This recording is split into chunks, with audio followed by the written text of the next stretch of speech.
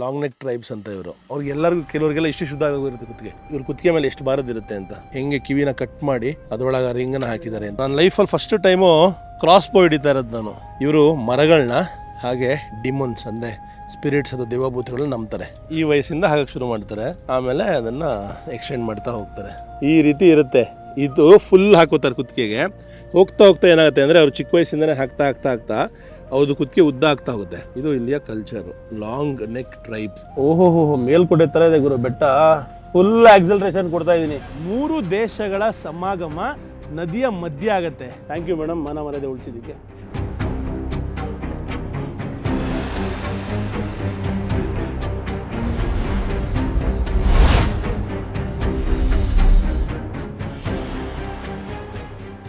ಶುಭೋದಯ ನನ್ನ ಪ್ರೀತಿಯ ಸ್ನೇಹಿತರೆ. ನಾನು ಅಪ್ಪ ಅಮ್ಮ ಇದ್ದೀವಿ ಚಿಯಾಂಗ್ ರಾಯ್ ನಗರದಲ್ಲಿ, ಉತ್ತರ ಥೈಲ್ಯಾಂಡು. ಬೆಳಗಿನ ಸಮಯ 9:50. ಈಗಷ್ಟೇ ನಮ್ಮ ಕಾರ್ ಬಂದಿದೆ, ಯಾರಿಸ್ ಕಪ್ಪು ವರ್ಣದ ಕಾರು. ಅಪ್ಪ ಅಮ್ಮ ಏನೋ ಬಟ್ಟೆ ನೋಡ್ತಾ ಇದ್ದಾರೆ ಆ ಕಡೆ. ಹೋಟ್ಲಲ್ಲಿ ಚೆಕ್ಔಟ್ ಆಯಿತು, ಲಗೇಜ್ ಎಲ್ಲ ಕಾರ್ಗೆ ಹಾಕಿ ತಿಂಡಿ ತಿಂದು ಇಡೀ ನಾರ್ತನ್ ಥೈಲ್ಯಾಂಡಲ್ಲಿ ಕಾರಲ್ಲಿ ಓಡಾಡೋದೆ. ಇವತ್ತು ಏನೇನು ಸಿಗುತ್ತೋ ನನಗೂ ಗೊತ್ತಿಲ್ಲ, ಎಲ್ಲ ಸರ್ಪ್ರೈಸ್. ನಮ್ಮಪ್ಪ ನೆನೆ ಮಾರ್ಕೆಟಲ್ಲಿ ತೊಗೊಂಡಂತಹ ಹೊಸ ಶರ್ಟ್ನ ಹಾಕ್ಕೊಂಡು ಮಜಾ ಮಾಡ್ತಾಯಿದ್ದಾರೆ. ಅವ್ರವ್ರ ಟೋಪಿ ಅವ್ರವರೇ ಹಾಕೊಳ್ಳಿ. ನಮ್ಮಪ್ಪ ಈ ಥರ ಕ್ಯಾಪ್ ಯಾವತ್ತೂ ಹಾಕ್ಕೊಂಡಿಲ್ಲ. ಸೊ ಫ್ರೆಂಚ್ ಸ್ಟೈಲ್ ಇದು. ಹೋಗೋಣ, ರೆಡಿ, ಲೆಟ್ಸ್ ಗೋ. ಇದು ಅಷ್ಟೇ, ಡ್ರೈವಿಂಗು ಸೇಮ್ ನಮ್ಮ ಇಂಡಿಯಾ ಥರನೇ, right side driving, but left side ಹೋಗಬೇಕು. ಬೆಳಗಿನ ತಿಂಡಿ ಕಾರಲ್ಲೇ ನಡೀತಾ ಇದೆ. ಕೃಪೆ 7-Eleven. ಯಾಕಪ್ಪ ಅಂದರೆ ಇಲ್ಲಿ ರಸ್ತೆಯಲ್ಲಿ ನೋಡಿದ್ವಿ, ಯಾವುದು ಬೆಳಗ್ಗೆ ನಮಗೆ ಬೇಕಾಗಿರುವಂತಹ ಪ್ಯೂರ್ ವೆಜ್ ರೆಸ್ಟೋರೆಂಟ್ಸು ಸಿಗಲಿಲ್ಲ. ಇನ್ನೂ ಸಾಕಷ್ಟು ಅಂಗಡಿಗಳು ಓಪನ್ನೇ ಆಗಿಲ್ಲ. ಇಲ್ಲಿ ನೈಟ್ ಲೈಫ್ ಜಾಸ್ತಿ ಪ್ರಾಮಿನೆಂಟ್ ಆಗಿರೋದ್ರಿಂದ ದಿವಸ ಒಂದು 10 ಗಂಟೆ 11 ಗಂಟೆ ಮೇಲೆ ಶುರುವಾಗುತ್ತೆ. ಈಗಷ್ಟೇ 7-Eleven ಚೀಸ್ ಟೋಸ್ಟು ಮತ್ತು ಇನ್ನೊಂದು ಟೋಸ್ಟ್ ಅಂತ ಬರುತ್ತೆ, ಬಟರ್ ಟೋಸ್ಟ್ ಅಂತ. ಅದ್ರ ಮೇಲೆ ಕಂಡೆನ್ಸ್ಡ್ ಮಿಲ್ಕ್ ಹಾಕಿ ಬಿಸಿ ಮಾಡಿಕೊಡ್ತಾರೆ, ಅದು ತುಂಬ ಚೆನ್ನಾಗಿರುತ್ತೆ. ಆಮೇಲೆ ಅಪ್ಪ ಅಮ್ಮಂಗೆ ಬಿಸಿ ಕಾಫಿ, ನನಗೆ ಕೋಲ್ಡ್ ಕಾಫಿ. ಇದಿಷ್ಟು ತೊಗೊಂಡು ಒಂದಿಷ್ಟು ಸ್ನ್ಯಾಕ್ಸ್ ತೊಗೊಂಡು, ಹಾಗೆ ವಾಟರ್ ಬಾಟಲ್ದು ಒಂದು ಫುಲ್ ಬಂಚ್ ತೊಗೊಂಡ್ವಿ. ಎಲ್ಲ ಸೇರಿ 250 ಬಾತ್ ಆಯಿತು. ಅಂದರೆ ಸರಿ ಸುಮಾರು 750 ರೂಪಾಯಿ. ಈಗ ನಾವು ರಸ್ತೆಯ ಮಧ್ಯ ಗಾಡಿಯನ್ನು ಹಾಕ್ಕೊಂಡು ತಿಂಡಿ ತಿಂದು ಮುಂದೆ ಹೋಗ್ತಾ ಇದ್ದೀವಿ. ಇನ್ನೊಂದು 2 ನಿಮಿಷ ಹೊರಡ್ತೀವಿ. ಮೊದಲ ಪಿಟ್ ಸ್ಟಾಪು ಪೈನಾಪಲ್ ತಿನ್ನೋದಕ್ಕೆ. ಹಳ್ಳಿಯ ಪೈನಾಪಲ್ಲು ಇವ್ರದ್ದೇ, ಮೇಡಮ್ ಫಾರ್ಮಿಂದ ಬಂದಿರೋದಂತೆ. Madam, your farm pineapple, good pineapple. Yes, good. ಹೆಂಗಿದೆ ನೋಡಿ ಕ್ವಾಲಿಟಿ ಪೈನಾಪಲ್. ಹಿಂಗೆ ಜೋಡಿಸಿದ್ದಾರೆ. ಅದಾದಮೇಲೆ ಅದನ್ನು ಕಟ್ ಮಾಡಿಬಿಟ್ಟು ಇಲ್ಲಿಟ್ಟಿದ್ದಾರೆ. ಡೌಟ್ ಏನಂದರೆ ಇದು ಹೆಂಗೆ ಇಷ್ಟು ಚೆನ್ನಾಗಿ ಕಟ್ ಮಾಡ್ತಾರೆ ಇವರು ಇದನ್ನು ಅಂತ, ಅದಕ್ಕೆ ತೋರಿಸ್ತಾರೆ ನೋಡೋರು. ನೋಡಿ ಹೆಂಗೆ ಕಟ್ ಮಾಡ್ತಾರೆ ಅಂತ. ಬೇರೆ ಚಾಕುನೇ ಇಟ್ಕೊಂಡಿದ್ದಾರೆ ನೋಡಿ. ಹೆಂಗಿದೆ ಇದು? ಓ ವಿ ಹಿಂಗಿದೆ, ಸಖತ್ತಾಗಿದೆ ಇದು. ಮುಳ್ಳು ತೆಗೆಯೋದಕ್ಕೆ ಆ್ಯಕ್ಚುಲಿ ಈ ರಸ್ತೆಯಲ್ಲಿ ಸಂಪೂರ್ಣ ಎಲ್ಲೆಲ್ಲೂ ಪೈನಾಪಲ್ ಬೆಳೀತಾರೆ ಅನ್ಸುತ್ತೆ ಈ ಪ್ರಾಂತ್ಯದಲ್ಲಿ. ಎಲ್ಲ ಕಡೆನೂ ಇಟ್ಕೊಂಡಿದ್ದಾರೆ ಪೈನಾಪಲ್ ಅಂಗಡಿ. ಟೇಸ್ಟ್ ಮಾಡಿ ಹೇಳಿ ಹೇಗಿದೆ ಅಂತ. ಎಷ್ಟು ಫ್ರೆಶ್ ಆಗಿ ಸ್ವೀಟ್ ಆಗಿದೆ ಅಂದರೆ, ಹಾಗಾದ್ರೆ ಜ್ಯೂಸ್ ಚುಮುಕ್ತಾ ಇದೆ ಬಾಯಿ ಒಳಗೆ. ಈಗ ನಾವು ಇನ್ನು 30 ನಿಮಿಷದಲ್ಲಿ ರೀಚ್ ಆಗ್ಲಿದ್ದೀವಿ. ಗೋಲ್ಡನ್ ಟ್ರಯಾಂಗಲ್ ಅನ್ನೋ ಒಂದು ಬಹಳ ಅಪರೂಪವಾದ ಜಾಗ. ಇಲ್ಲಿ 3 ದೇಶಗಳು ಒಟ್ಟಿಗೆ ಸೇರುವಂತಹ ಜಾಗ. ಅದರ ವಿವರಣೆಯನ್ನು ಅದೇ ಸ್ಪಾಟಲ್ಲೇ ಕೊಡ್ತೀನಿ, ಬನ್ನಿ.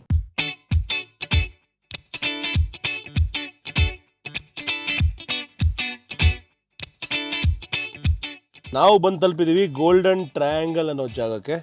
ಈ ಜಾಗದ ವಿಶೇಷತೆಯನ್ನು ಅಲ್ಲೇ ಹೋಗಿ ಎಕ್ಸ್ಪ್ಲೇನ್ ಮಾಡ್ತೀನಿ.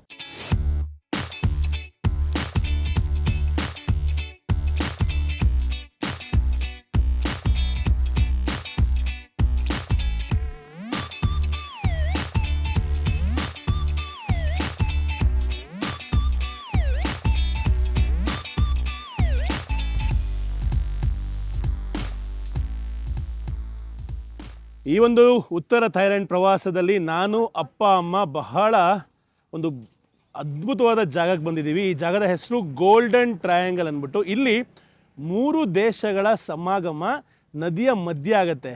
ಮೇಲ್ಗಡೆ ನೀವು ನೋಡ್ತಾ ಇದ್ದೀರಾ, ಬೋರ್ಡ್ ಹಾಕಿದ್ದಾರೆ. ಎದುರುಗಡೆ ಕೂಡ ನಿಮಗೆ ಆ ವಿಜುವಲ್ಸ್ ತೋರಿಸ್ತೀನಿ. ನದಿಯ ಮಧ್ಯೆ ಒಂದು ಪೀಸ್ ಆಫ್ ಲ್ಯಾಂಡ್ ಹೋಗುತ್ತೆ, ಪೆನಿನ್ಸುಲಾ ಥರ. ಅದು ಮಯನ್ಮಾರ್ ದೇಶ ಅಥವಾ ಬರ್ಮಾ ಅಂತ ಕರಿಬೋದು. ಬಾಂಗ್ಲಾದೇಶಕ್ಕೆ ಕೂಡ ಅದು ಬಾರ್ಡರ್ ಇದೆ. ಹಾಗೆ ಭಾರತ ದೇಶಕ್ಕೂ ಕೂಡ ಮಯನ್ಮಾರ್ ಜೊತೆಗೆ ಬಾರ್ಡರ್ ಇದೆ. ಸೊ ಭಾರತ ದೇಶ ಸೀದಾ ಹೋದರೆ ನಮ್ಮ ಭಾರತ ಭೂಮಿ ಸಿಗುತ್ತಪ್ಪ ಈ ಕಡೆಯಿಂದ. ಅದಾದಮೇಲೆ ನಾವು ಇವಾಗ ನಿಂತಿರೋ ಭೂಮಿ ಥೈಲ್ಯಾಂಡ್ ದೇಶ. ಹಾಗೆ ಎದುರುಗಡೆ ಅಥವಾ ಬಲಭಾಗಕ್ಕಿರುವಂತಹ ದೇಶ ಲಾವೋಸ್. ನಾನು ನಿಮಗೆ ತೋರಿಸಿದ್ದೆ, ಪ್ರಪಂಚದ ಅತ್ಯಂತ ಚೀಪಾದ ದೇಶ ಅಥವಾ ತುಂಬ ಬಡ್ಜೆಟ್ ಫ್ರೆಂಡ್ಲಿ ದೇಶ ಸುತ್ತಾಡೋದಕ್ಕೆ ಅಂತ. ಹೇಗೆ ಅನಿಸ್ತದೆ ಅಮ್ಮ ಇಲ್ಲಿ ಬಂದಿರೋದಕ್ಕೆ? ತುಂಬ ಖುಷಿ ಆಗ್ತದೆ. ಹಾಂ, ಆ ನದಿಯ ಸಮಾಗಮ ನೋಡೋಕ್ಕೆ ಎಷ್ಟು ಚೆನ್ನಾಗಿದೆ ಅಲ್ವಾ? ಹಾಂ, ಆಮೇಲೆ ಇಲ್ಲಿ ಮಾಡಿರೋ ಫೆಸಿಲಿಟಿ ಅದನ್ನು ನೋಡೋದಕ್ಕೆ, ಮತ್ತು ಬೋಟಿಂಗ್ ಫೆಸಿಲಿಟಿ ಎಲ್ಲ ಮಾಡಿದ್ದಾರೆ. ನೋಡೋಣ ಏನೇನು ಸಾಧ್ಯ ಆಗುತ್ತೆ ಎಕ್ಸ್ಪ್ಲೋರ್ ಮಾಡ್ತೀವಿ ಈ ಗೋಲ್ಡನ್ ಟ್ರಯಾಂಗಲಲ್ಲಿ. ನಿಮಗೆ ಎಲ್ಲ ಇನ್ಫಾರ್ಮೇಷನು ಕೊಡ್ತಾ ಹೋಗ್ತೀವಿ. 3 ದೇಶನ ಹೆಂಗೆ ತೋರಿಸ್ತಾ ಇದ್ದೀವಿ ನೋಡಿ. ಈಗ ನೀವು ನೋಡ್ತಾ ಇರೋದು ಮೇಲ್ಗಡೆ ಮಯನ್ಮಾರು, ಅಮ್ಮ ತೋರಿಸ್ತಾ ಇರೋದು ಥೈಲ್ಯಾಂಡು, ಅಪ್ಪ ತೋರಿಸ್ತಾ ಇರೋದು ಲಾವ್. ಗೊತ್ತಾಯ್ತಾ ಗೋಲ್ಡನ್ ಟ್ರಯಾಂಗಲ್ ಅಂದರೆ ಏನು ಅಂತ? ಸೂಪರ್.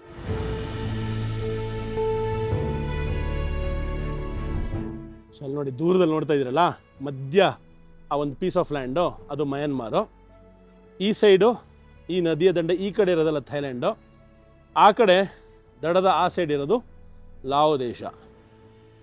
ಲಾವೋಸ್ ದೇಶಕ್ಕೆ ನೀವು ಯಾವುದೇ ಭಾರತೀಯರಿಗೆ ವೀಸಾ ಇಲ್ಲದೆ ಆನರೇಬಲ್ ವೀಸಾ ಇದೆ, ಬಟ್ ಇತ್ತೀಚೆಗೇನೋ $1000 ತೋರಿಸಿ $500 ತೋರಿಸಿ ಇಲ್ಲಾಂದರೆ ಎಂಟ್ರಿ ಕೊಡಲ್ಲ ಅಂತ ನಾವು ಹೇಳ್ತಾ ಇರಂತೆ. ನಾನು ಹೋದಾಗ ಆ ಥರ ಪ್ರಾಬ್ಲಮ್ ಇರಲಿಲ್ಲ.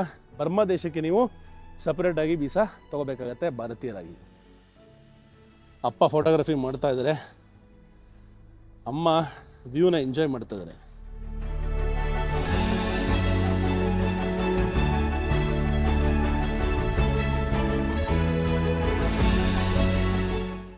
ನಿಜವಾಗ್ಲೂ ಥೈಲ್ಯಾಂಡಲ್ಲಿ ನಮ್ಮ ಸಂಸ್ಕೃತಿ ನೋಡಿ ತುಂಬ ಖುಷಿ ಆಗ್ತಾ ಇದೆ.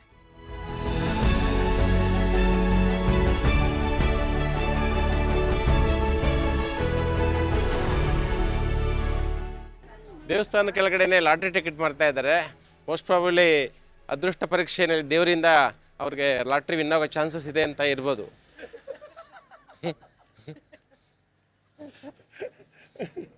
ಒಂದು ಬೋರ್ಡ್ ನೋಡ್ತಾ ಇದ್ದೀರಾ? ಈ ಬೋರ್ಡಲ್ಲಿ ನೋಡಿ ಎಷ್ಟೊಂದು ದೇಶಗಳು ಕಾಣಿಸ್ತಾ ಇದೆ. Thailand, Malaysia, Singapore, Laos, Indonesia, Cambodia, Brunei, Vietnam, Myanmar, Philippines. ಇಷ್ಟು ದೇಶನೂ ಸೇರಿ ಒಂದು ಸಮೂಹ ಮಾಡ್ಕೊಂಡಿದೆ, ಕೋಆಪರೇಟಿವ್ ಸೊಸೈಟಿ ಥರ. AEC ಏನೋ ಹೇಳಿದ್ನಲ್ಲ, AEC ಅಂದರೆ ಏನು ಹೇಳು? ಎಸ್, ಏಸಿಯಾನ್ ಎಕನಾಮಿಕ್ ಕಮ್ಯುನಿಟಿ ಅಂತ. ಇವರ ವ್ಯಾಪಾರ ವಹಿವಾಟು ಅಥವಾ ಫ್ರೆಂಡ್ಶಿಪ್ಗೆ ಒಂದು ರೀತಿಯ ಸಮೂಹ. ಮೆಕಾಂಗ್ ರಿವರ್ ಮೇಲೆ ನೀವು ಬೋಟಿಂಗ್ ಕೂಡ ಮಾಡ್ಬೋದು. ಅದರ ಡೀಟೇಲ್ಸ್ನ ಕೇಳೋಣ ಬನ್ನಿ. 2 ರೀತಿ ಬೋಟ್ ಇದೆ, ಒಂದು 500 ಬಾತು, ಒಂದು 800 ಬಾತು. ನೋಡಿ ಇಲ್ಲಿಂದ ಶುರು ಮಾಡ್ತೀವಿ. ಓಕೆ, ಒಂದು ಲೂಪ್ ಹಾಕ್ಬಿಟ್ಟು ವಾಪಸ್ ಬರ್ತೀವಿ. ಓಕೆ ಓಕೆ, ಅಂದರೆ ಒಬ್ಬ ಪರ್ಸನ್ಗೆ ಆಲ್ಮೋಸ್ಟ್ $1500. ಮೋಸ್ಟ್ಲಿ ಗ್ರೂಪ್ ಜೊತೆಗೆ ಹೋದರೆ ಕಮ್ಮಿ ಆಗ್ಬೋದೇನೋ, ಬಟ್ 3 ಜನ ಹೋದರೆ ಆಲ್ಮೋಸ್ಟ್ $1500 ಅಂದರೆ 4000 ಆಗ್ಬಿಡುತ್ತೆ. ಏನಂತ ಸೊಗಸಾದ ಲೊಕೇಶನ್ ಏನಲ್ಲ, ಅಂದರೆ ಬೋಟಿಂಗ್ ಮಾಡಲೇಬೇಕು ಅನ್ನೋ ಪರ್ಫೆಕ್ಟ್ ಲೊಕೇಶನ್ ಏನಲ್ಲ, ಸೊ ಅದಕ್ಕೆ ಅವಾಯ್ಡ್ ಮಾಡ್ತೀವಿ. ವಾ, ಆನೆಗೆ ಇಷ್ಟು ಹತ್ರ ನಾರ್ಮಲಾಗಿ ಬರೋಕ್ಕಾಗತ್ತೋ ಇಲ್ವೋ, ಇಲ್ಲಿ ಬರ್ಬೋದು.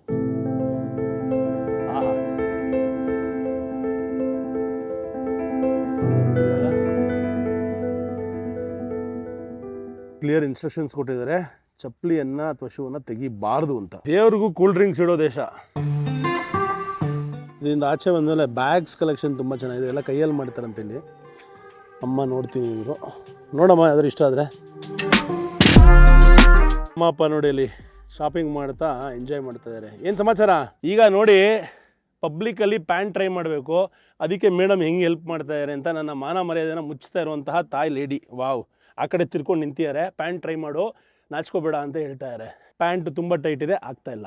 ಥ್ಯಾಂಕ್ ಯು ಮೇಡಮ್, ಮಾನ ಮರ್ಯಾದೆ ಉಳಿಸಿದ್ದಕ್ಕೆ. ಊಟಕ್ಕೆ ಬಂದಿದ್ದೀವಿ ಹಳ್ಳೀಲಿ, ಸಖತ್ತಾಗಿದೆ. ಯಾವುದೊಂದು ಹಟ್ ಥರ ಇದೆ, ಏನು ಸಿಗುತ್ತೆ ನೋಡೋಣ. ವೆಜಿಟೇರಿಯನ್ ಆಪ್ಷನ್ಸ್ ಇದೆ ಅಂತ ಹೇಳಿದರು. ಅಷ್ಟೇ ಆಚೆ ಕಡೆ ಹ್ಯಾಂಡ್ ವಾಶ್ ಇಟ್ಟಿದ್ದಾರೆ.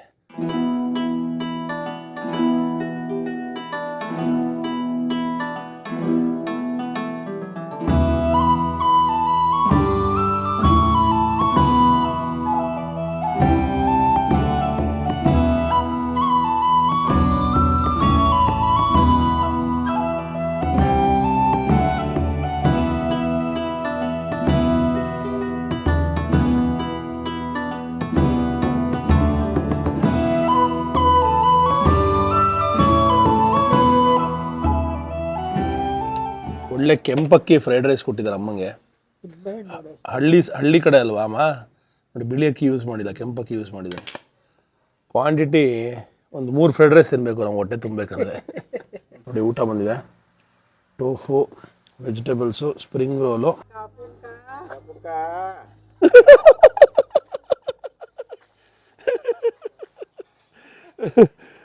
ತಾಯಿ ಭಾಷೆಯನ್ನು ಅನುಕರಣೆ ಮಾಡೋ ಪ್ರಯತ್ನ. ಚಿಕ್ಕ ವಯಸ್ಸಲ್ಲಿ ಅಪ್ಪ ಅಮ್ಮ ನನ್ನನ್ನು ನಾಗಸಂದ್ರ ಸರ್ಕಲ್ ಇರೋ ಕೃಷ್ಣರಾವ್ ಪಾರ್ಕ್ ಕರ್ಕೊಂಡು ಹೋಗ್ತಿದ್ರು, ಆಮೇಲೆ ಶಾಮಣ್ಣ ಪಾರ್ಕು. ಇವಾಗ ನಾವು ಥೈಲ್ಯಾಂಡ್ ದೇಶದಲ್ಲಿ ಜೋಕಾಲಿ ಆಡ್ತಾ ಇದ್ದೀವಿ. ಬಟ್ ಈ ಜೋಕಾಲಿ ನಮ್ಮ ಭಾರ ಇವತ್ತು ತಡೆಯುತ್ತೋ ಇಲ್ವೋ ಅನ್ನೋದೇ ಡೌಟು. ಕಾಲ್ಬಿಡು, ಏನಿಲ್ಲ ಮಕ್ಕಳಿಗೆ ದೊಡ್ಡದಾಗಿದೆ. ಹೋಟ್ಲಲ್ಲಿ ನಾವು ಊಟ ಕೊಟ್ರಲ್ಲ, ತರಕಾರಿ ಎಲ್ಲ ಫ್ರೆಶ್ ಆಗಿತ್ತಲ್ಲ, ಇಲ್ಲೇ ಬೆಳೀತಾರಮ್ಮ.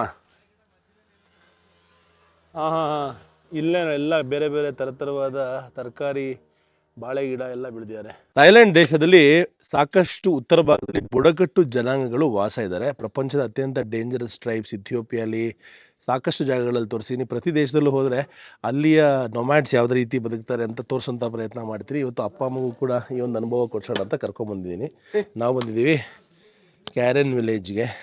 Hi hi hi. ಈ ಒಂದು ಹಳ್ಳಿಯಲ್ಲಿ ನಿಮಗೆ 4 ರಿಂದ 5 ರೀತಿಯ ನಾರ್ದನ್ ಥೈಲ್ಯಾಂಡ್ ಬುಡಕಟ್ಟು ಸಿಗುತ್ತೆ.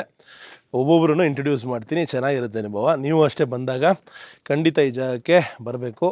ನಾನು ಇದರದೇ ಆದ ಇನ್ನೊಂದು ಭಾಗ ಇದೆ, ಇಲ್ಲಿಂದ ಚಿಯಾಂಗ್ ಮೈ ಕಡೆಗೆ, ಅಲ್ಲಿ ಹೋಗಿದ್ದೆ. ಇಲ್ಲಿ ಯಾವತ್ತೂ ಬಂದಿರಲಿಲ್ಲ. ಇದು ಕೂಡ ನನ್ನ ಮೊದಲ ಅನುಭವ ಅಪ್ಪ ಅಮ್ಮನ ಜೊತೆ.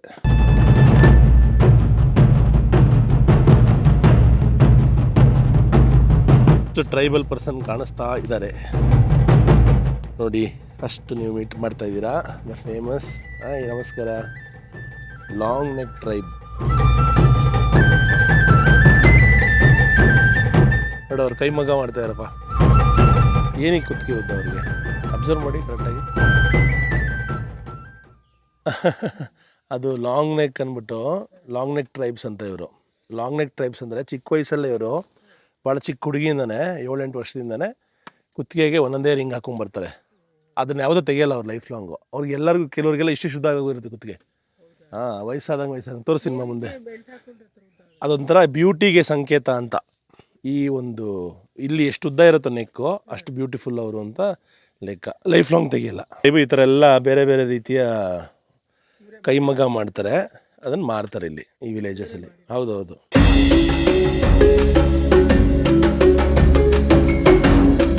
ಅಮ್ಮ ಕೇಳ್ತಾ ಇರೋ ಕುತ್ತಿಗೆ ನೋವಾಗಲ್ವ ಅಂತ.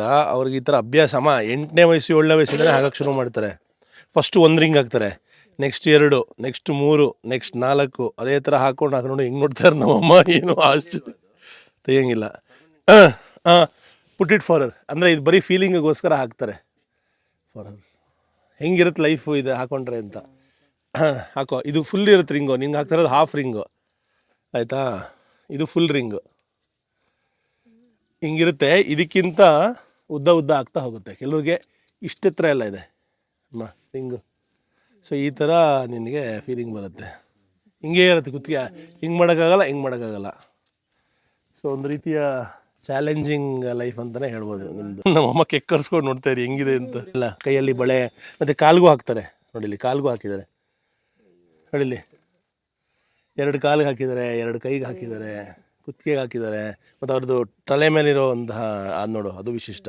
ಎಲ್ಲ ಕಲರ್ಫುಲ್ಲು. ಯು ಮೇಕ್ ಟ್ರೈ ನೋಡಿ ಎಷ್ಟು ಭಾರ ಇರುತ್ತೆ ಇವ್ರ ಕುತ್ತಿಗೆ ಮೇಲೆ, ಎಷ್ಟು ಭಾರದಿರುತ್ತೆ ಅಂತ ಹಿಡ್ಕೊಳಕ್ಕೆ ಆಗ್ತಾಯಿದೆ ನಿನಗೆ. ನೋಡಪ್ಪ, ವೀಡಿಯೋಗ್ರಾಫರ್ ಆಗಿದೆ ನಮ್ಮಪ್ಪ. ಇದು ಕುತ್ತಿಗೆ, ಅವ್ರ ಕುತ್ತಿಗೆಲಿ ಇರೋದು ಇದು 2 kg ಇಲ್ವಾ? ಹಾಂ, ಮತ್ತು 2 kg ಜಾಸ್ತಿ ಇದೆ. ಈ ದುಪ್ಪಟ್ಟ ತೊಗೊಂಡ್ರು, ಇಲ್ಲಿ ಮಾಡ್ತಾಯಿದ್ರು. 100 ಬಾತ್ ಅಂದರೆ 300 ರೂಪಾಯಿ ಲೆಕ್ಕ. ಇವರಿಗೆ ಸಪೋರ್ಟ್ ಆಗುತ್ತೆ, ಇವ್ರು ಮಾಡೋದನ್ನು ತೊಗೊಂಡ್ರೆ ಅವ್ರಿಗೆ ಸಪೋರ್ಟ್ ಆಗುತ್ತೆ. ಈಗ ಅಪ್ಪನಿಗೆ ಹಾಕಕ್ಕೆ ಟ್ರೈ ಮಾಡ್ತಾಯಿದ್ದೀನಿ, ಅಪ್ಪನಿಗೂ ಫೀಲ್ ಆಗಲಿ ಅಂತ. ಕುತ್ತಿಗೆ ಮೇಲೆ ಮಾಡಪ್ಪ. ಹಾಂ, ಇರು, ಹಂಗೆ ಇರು. ಹಾಂ, ನೋಡಿ ಇಲ್ಲಿ ಹಿಂಗಂದರೆ ಲಿಟ್ರಲಿ ನೀನು ಕುತ್ತಿಗೆನ ಅಲ್ಲಾಡ್ಸೋಕ್ಕೆ ಆಗಲ್ಲ, ಆ ಸ್ಥಿತಿಗೆ ಬಂದ್ಬಿಡುತ್ತೆ. ಈ ರೀತಿ ಇರುತ್ತೆ. ಈ ರೀತಿ ಇರುತ್ತೆ. ಇದು ಫುಲ್ ಹಾಕೋತಾರೆ ಕುತ್ತಿಗೆಗೆ. ಹೋಗ್ತಾ ಹೋಗ್ತಾ ಏನಾಗುತ್ತೆ ಅಂದರೆ ಅವ್ರು ಚಿಕ್ಕ ವಯಸ್ಸಿಂದನೇ ಹಾಕ್ತಾ ಅವ್ರದ್ದು ಕುತ್ತಿಗೆ ಉದ್ದ ಆಗ್ತಾ ಹೋಗುತ್ತೆ. ಲಿಟ್ರಲಿ ಇವ್ರದೆಲ್ಲ ನಮಗಿಂತ ಇಷ್ಟ ಎತ್ತರ ಜಾಸ್ತಿ ಇರುತ್ತೆ ಕುತ್ತಿಗೆ. ಇದು ಇಲ್ಲಿಯ ಕಲ್ಚರ್, ಲಾಂಗ್ ನೆಕ್ ಟ್ರೈಬ್. ನೀವು ಥೈಲ್ಯಾಂಡ್ ದೇಶದ ಬುಡಕಟ್ಟು ಜನಗಳ ಫೋಟೋಗಳನ್ನ ನೋಡ್ಬೇಕಾದ್ರೆ ಉದ್ದನೆಯ ಕತ್ತಿನ ಮಹಿಳೆಯರನ್ನ ಖಂಡಿತ ನೋಡಿರ್ತೀರಾ. ನೋಡಿಲ್ಲ ಅನ್ನೋದಾದ್ರೆ ಇವರು ಕಯಾನ್ ಬುಡಕಟ್ಟಿನ ಜನಗಳು. ನೋಡಲು ಕತ್ತು ಉದ್ದವಾಗಿ ಬೆಳೆದಂತೆ ಕಂಡ್ರು ಅದರ ಹಿಂದಿನ ಸತ್ಯವೇ ಬೇರೆ. ಈ ಸಂಪ್ರದಾಯ ಹುಡುಗಿಯರು 5 ವರ್ಷ ಇರಬೇಕಾದ್ರೆ ಶುರುವಾಗುತ್ತೆ. ಕತ್ತಿಗೆ ಹಿತ್ತಾಳೆಯ ಸುರುಳಿಯನ್ನ ಅಂದ್ರೆ ಬ್ರಾಸ್ ಕಾಯಿಲ್ ಅನ್ನ ಹಾಕಲಾಗುತ್ತೆ. ಮಗು ಬೆಳೆದಂತೆಲ್ಲ ಆ ಸುರುಳಿಗಳನ್ನ ಆಡ್ ಮಾಡ್ತಾ ಹೋಗ್ತಾರೆ, ಹಾಗೆ ಉದ್ದ ಮಾಡ್ತಾ ಹೋಗ್ತಾರೆ. ಇದು ಸುಮಾರು ಫೈನಲಿ 10 kg ವರೆಗೂ ಭಾರ ಇರುತ್ತೆ. ಇದರ ಹಿಂದಿನ ಸತ್ಯ ಏನು, ಯಾಕೆ ಹಾಕೋತಾರೆ? ನಿಜ ಹೇಳಬೇಕು ಅಂದ್ರೆ ಇವರ ಕತ್ತು ಉದ್ದ ಆಗೋದಿಲ್ಲ, ಮನುಷ್ಯನ ಕತ್ತು ಉದ್ದ ಆಗೋದಿಕ್ಕೆ ಸಾಧ್ಯವಿಲ್ಲ ಅಂತ ಹೇಳ್ತಾರೆ. ಬದಲಿಗೆ ಆ ಹಿತ್ತಾಳೆಯ ಭಾರಕ್ಕೆ ಅವರ ಭುಜದ ಎಲುಬುಗಳು ಅಂದ್ರೆ ಕಾಲರ್ ಬೋನ್ ಕೆಳಗೆ ಕುಸಿಯುತ್ತೆ. ಭುಜ ಕೆಳಕ್ಕೆ ಹೋದಾಗ ಕತ್ತು ಉದ್ದವಾಗಿ ಕಾಣುತ್ತೆ. ಇದೊಂದು ವಿಚಿತ್ರವಾದ ವೈಜ್ಞಾನಿಕ ವಿಸ್ಮಯವೇ ಸರಿ. ಯಾಕಪ್ಪ ಇಷ್ಟು 10 kg ಭಾರವನ್ನ ಕುತ್ತಿಗೆಗೆ ಹಾಕೊಂಡು ಆ ಕಡೆ ಈ ಕಡೆ ತಿರುಗ್ದಂಗೂ ಮಾಡ್ಕೋತಾ ಇದ್ದಾರೆ ಜೀವನವನ್ನ ಅಂದ್ರೆ ಇದಕ್ಕೆ ಹಲವಾರು ಕಾರಣಗಳಿವೆ, ಹಾಗೆ ಇತಿಹಾಸ ಇದೆ. ಇವರ ನಂಬಿಕೆಯ ಪ್ರಕಾರ ಇವರು ಡ್ರ್ಯಾಗನ್ ತಾಯಿಯ ವಂಶಸ್ಥರಂತೆ. ಆಕೆಯಂತೆ ಕಾಣಲು ಹೀಗ್ ಮಾಡ್ತಾರೆ ಅಂತ ಒಂದು ಸ್ಟೋರಿ ಹೇಳುತ್ತೆ. ಇನ್ ಕೆಲವರು ಹೇಳ್ತಾರೆ ಹಿಂದಿನ ಕಾಲದಲ್ಲಿ ಹುಲಿಗಳ ಕಡಿತದಿಂದ ರಕ್ಷಣೆ ಪಡೆಯಲು ಇದನ್ನ ಧರಿಸ್ತಾ ಇದ್ರು ಅಂತ. ಯಾಕಂದ್ರೆ ಹುಲಿಗಳು ಅಟ್ಯಾಕ್ ಮಾಡ್ತಾ ಇದ್ದು ಸೀದಾ ಕುತ್ತಿಗೆನ ಕಡಿದು ಬಿಡೋದು, ಅದಕ್ಕೋಸ್ಕರ ಹೀಗೆ ಅಂತ ಹೇಳ್ತಾರೆ. ಇನ್ನೊಂದೇನಂದ್ರೆ ಸೌಂದರ್ಯ ವರ್ಧಕವಾಗಿ ಗಂಡು ಮಕ್ಕಳನ್ನ ಆಕರ್ಷಣೆ ಮಾಡಲು ಈ ರೀತಿ ಧರಿಸ್ತಾ ಇದ್ರು ಅಂತ ಕೂಡ ಕೆಲವರು ಹೇಳ್ತಾರೆ. ಆದ್ರೆ ಇದ್ರ ಬಗ್ಗೆ ಒಂದು ಸುಳ್ಳು ಸುದ್ದಿ ಏನಂದ್ರೆ ಈ ಬಳೆಗಳನ್ನ ತೆಗೆದ್ಬಿಟ್ರೆ ಕುತ್ತಿಗೆ ಲಬಕ್ಕಂತ ಮುರಿದು ಕೆಳಗಡೆ ಬಿದ್ದೋಗ್ಬಿಡುತ್ತೆ ಅಂತ. ಅದು ಸುಳ್ಳು. ಆದ್ರೂ ಕುತ್ತಿಗೆಯ ಮಸಲ್ಸ್ ಏನಿರುತ್ತೆ, ಸ್ನಾಯುಗಳು, ಅದು ಸ್ವಲ್ಪ ವೀಕ್ ಆಗಿರುತ್ತೆ. ತೆಗೆದ ನಂತರ ಸ್ವಲ್ಪ ದಿವಸಗಳು ಬೇಕಾಗಬಹುದು ಹೊಸ ಒಂದು ಎನ್ವಿರಾನ್ಮೆಂಟ್ಗೆ ಅಡಾಪ್ಟ್ ಆಗೋದಿಕ್ಕೆ. ಅದಾದ್ಮೇಲೆ ಸರಿ ಹೋಗುತ್ತೆ. ಇದು ಒಂದು ಬರೀ ಫ್ಯಾಷನ್ ಅಲ್ಲ, ಸಾವಿರಾರು ವರ್ಷಗಳ ಇತಿಹಾಸ ಇರೋ ಒಂದು ಅತ್ಯದ್ಭುತವಾದ ಸಂಪ್ರದಾಯ. ಅಪ್ಪ ಅಮ್ಮ ಕ್ಯಾರೆನ್ ಟ್ರೈಬ್ಸ್ ಜೊತೆಗೆ ಪೋಸ್ ಮಾಡ್ತಾ ಇದ್ದಾರೆ ಫೋಟೋಗೆ. ಹೋಗೋಣ ಮುಂದಕ್ಕೆ, ಕೊಟ್ಬಿಡೋಣ. ಯಪ್ಪ, ನಿಜವಾಗ್ಲೂ ಗ್ರೇಟ್. ಇಲ್ಲಿ ಹೆಣ್ಮಕ್ಳೇ ಸ್ಟ್ರಾಂಗು ಗುರು.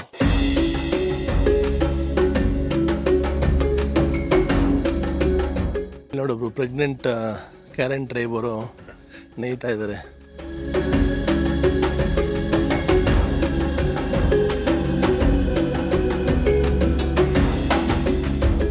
ಬುಡಕಟ್ಟು ಜನಾಂಗದ ಮಕ್ಕಳು. ಹಲೋ ಸವಾದಿ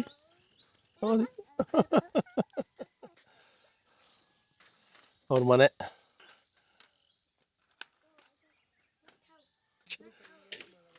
ಅಲ್ವಾ? ಹುಡುಗಿದಾಳ ನಮ್ಮ 7 ವಯಸ್ಸಿಂದ ಹಾಕೊಳ್ಳೋದು ಸಾದಿ ಕ್ಯಾಪ್. ನೋಡಿ ಇವರಿಗೆ ಈ ವಯಸ್ಸಿಂದ ಹಾಕಕ್ಕೆ ಶುರು ಮಾಡ್ತಾರೆ, ಆಮೇಲೆ ಅದನ್ನು ಎಕ್ಸ್ಟೆಂಡ್ ಮಾಡ್ತಾ ಹೋಗ್ತಾರೆ.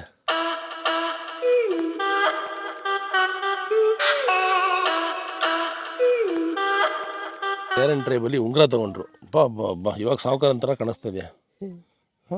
ಫುಲ್ ಸಾಹುಕಾರ, ರಿಯಲ್ ಎಸ್ಟೇಟ್ ದಣಿ. ಹಲೋ ಅಮ್ಮ. ಅಮ್ಮ ಇವ್ರದ್ದು ನೋಡಿ ಕುತ್ತಿಗೆ ಎಷ್ಟುದ್ದ ಇದೆ. ಇವ್ರು ರಿಯಲ್ ಇವರು.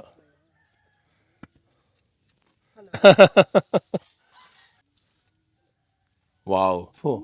S you are beautiful. ಎಲ್ಲ ಹೆಣ್ಮಕ್ಳು ಯು ಆರ್ ಬ್ಯೂಟಿಫುಲ್ ಅಂತ ಹೇಳಿದ್ರೆ ಐ ಆಮ್ ನಾಟ್ ಬ್ಯೂಟಿಫುಲ್ ಅಂತ ಹೇಳ್ತಾರೆ. ಅದು ಯಾಕೆ ಅಮ್ಮ? ಯಾಕೆ ಒಪ್ಕೊಳ್ಳಲ್ಲ? ಇನ್ನೊಂದ್ಸಲಿ ಹೇಳಲಿ ಅಂತನಾ? ಓಕೆ, ಇನ್ನೊಂದ್ಸಲಿ ಹೇಳ್ಬೇಕು ಯು ಆರ್ ಬ್ಯೂಟಿಫುಲ್. ಥೈಲ್ಯಾಂಡ್ ದೇಶದ ನಾಟಿ ಕೋಳಿ.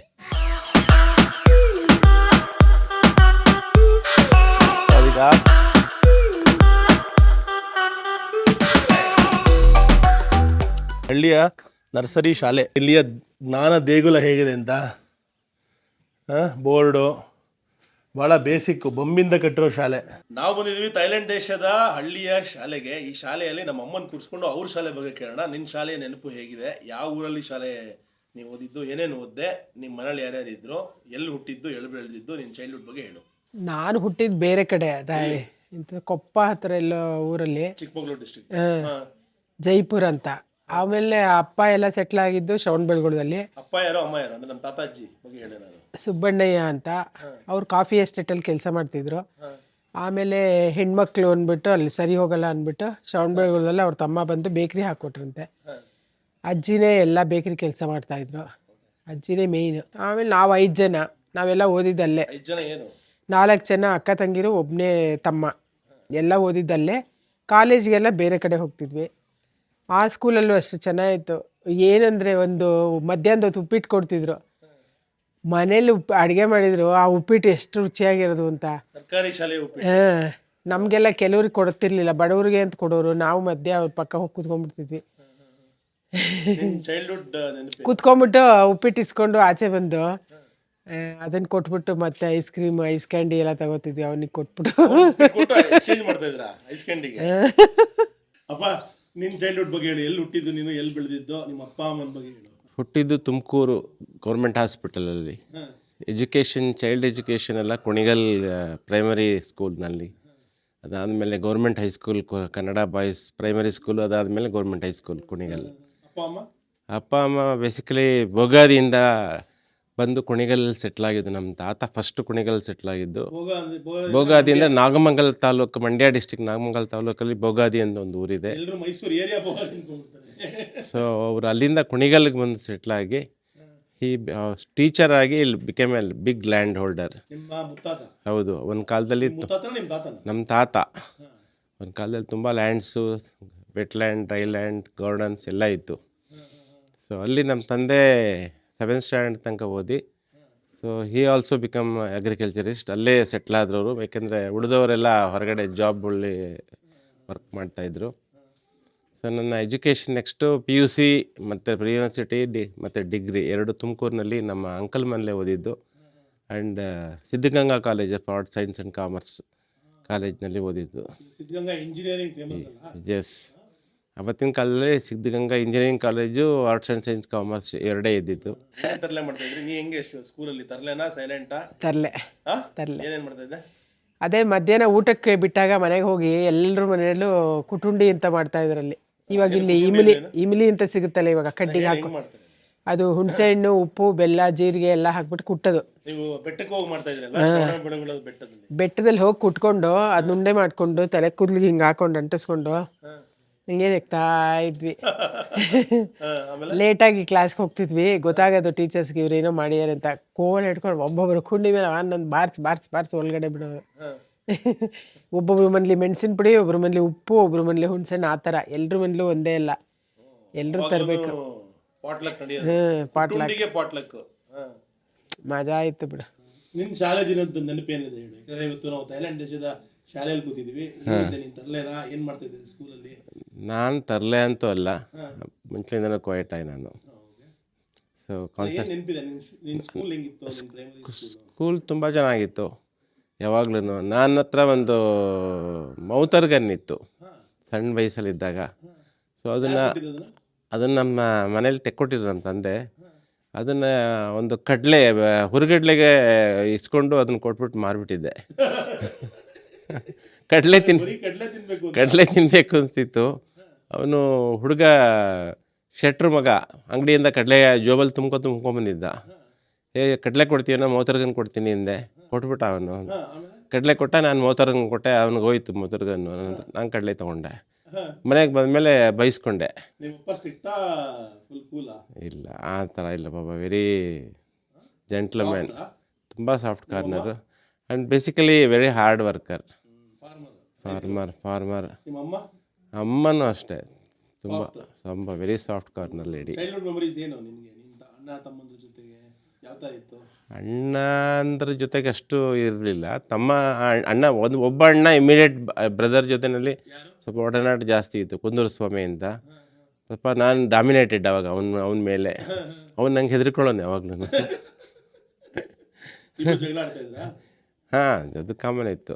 2 years ಡಿಫ್ರೆನ್ಸು. ಜೊತೆಗೆ ತೋಟಕ್ಕೆ ಹೋಗೋದು, ಗದ್ದೆ ಹೋಗೋದು ಎಲ್ಲ ಮಾಡ್ತಾಯಿದ್ವಿ. Use to enjoy our childhood. ಅದೇ that's what we use to go regularly to garden. ತೋಟಕ್ಕೆ ಹೋಗ್ತಾಯಿದ್ವಿ, ಜಮೀನ್ ಹತ್ರ ಹೋಗ್ತಾಯಿದ್ವಿ. ಮತ್ತು ನಮ್ಮ ತಂದೆ ಜೊತೆ ಜಾಸ್ತಿ ನನ್ನ ಒಡನಾಟ ಜಾಸ್ತಿ ಇತ್ತು. ಅವ್ರು ಯಾವಾಗಲೂ ಕರ್ಕೊಂಡು ಹೋಗೋರು ನಾನು ಜಮೀನ್ ಹತ್ರಕ್ಕೆ. ಪ್ರತಿಯೊಂದೂ ನಂಗೆ ಟ್ರೈನ್ ಅಪ್ ಮಾಡಿದರು. ಹಾಗಾಗಿ ನನಗೆ ಅಗ್ರಿಕಲ್ಚರ್ ಅಂದರೆ ಮುಂಚೆಯಿಂದನೂ ತುಂಬ ಇಷ್ಟ. ಸೇಲ್ಸಿಗೆ ಬಂದೆಯಿಂದ ಅವತ್ತಿನ ಕಾಲದಲ್ಲಿ ಅಗ್ರಿಕಲ್ಚರಿಸ್ಟ್ ಹತ್ರ ಅಗ್ರಿಕಲ್ಚರ್ ನಿಂತ್ಕೊಳ್ಳೋದಕ್ಕೆ ಜಮೀನು ಇವೆಲ್ಲ ಸಫಿಷಿಯೆಂಟ್ ಇಲ್ಲ. ಅಂದರೆ ಡಿವೈಡ್ ಆದಮೇಲೆ ಜಾಯಿಂಟ್ ಫ್ಯಾಮಿಲಿ ಪ್ರಾಪರ್ಟಿ ನಮ್ಮ ಪೋರ್ಷನಿಗೆ ಬಂದಿದ್ದು ಸ್ವಲ್ಪ ಪೋರ್ಷನಲ್ಲಿ ಎಲ್ಲರೂ ಲೈವ್ಲಿಹುಡ್ ಮಾಡೋಕ್ಕಾಗ್ತಿರ್ಲಿಲ್ಲ. ಅದಕ್ಕೋಸ್ಕರ ವಿ ಸೆಲೆಕ್ಟೆಡ್ ಡಿಫರೆಂಟ್ ಫೀಲ್ಡ್. ಏನೇನು ಬೆಸ್ಟ್ ಮೆಮೊರಿ? ಎಲ್ಲ ಸ್ಪೋರ್ಟ್ಸ್ಗೂ ಸೇರ್ತಿದ್ವಿ, ಎಲ್ಲ ಹಾಡಿಗೂ ಸೇರ್ತಿದ್ವಿ, ಎಲ್ಲದರಲ್ಲೂ ಪ್ರೈಸ್ ತಗೋತಿದ್ವಿ. ಮಜಾ ಆಯಿತು. ಮೋಸ್ಟ್ ಇಂಟ್ರೆಸ್ಟಿಂಗ್ ನನ್ನ ಹೈಸ್ಕೂಲ್ ಕೆರಿಯರಿಂದ ಹಿಡಿದು ನಾನು ಕ್ರಿಕೆಟ್ ಪ್ಲೇಯರ್. ತುಂಬ ಒಳ್ಳೆ cricket player. M S Ramaiah shield ಅಂದ್ಬಿಟ್ಟು ಹೈಸ್ಕೂಲ್ ಲೆವೆಲಲ್ಲಿ ಮಾಡೋರು. ಅವಾಗಲಿಂದ ನೋಡಿದ್ದು, ಎಷ್ಟೋ ಸರಿ ಟೂರ್ನಮೆಂಟ್ಸ್ ಗೆದ್ದಿದ್ದೀವಿ. ಅದಾದಮೇಲೆ ಕಾಲೇಜ್ ಲೆವೆಲಲ್ಲಿ ಬ್ಯಾಂಗ್ಳೂರು ಯೂನಿವರ್ಸಿಟಿಗೆ ಆಡಿದ್ದೀನಿ ನಾನು ಆ್ಯಕ್ಚುಲಿ ಆ ಟೈಮ್ ಪೀರಿಯಡಲ್ಲಿ. ನಾನು opening batsman and opening bowler. Right hand, ಎರಡು ರೈಟ್ ಹ್ಯಾಂಡೆ. ಆ್ಯಂಡ್ ತುಂಬ ಆಮೇಲೆ ಕುಣಿಗಲ್ಲಲ್ಲಿ ಒಂದು ರೂರಲ್ ಕ್ರಿಕೆಟ್ ಕ್ಲಬ್ ಅಂತಿತ್ತು. ಅದು KCAಗೆ ಅಫಿಲಿಯೇಷನ್ ಆಗಿತ್ತು ನಮ್ಮ ಟೀಮು.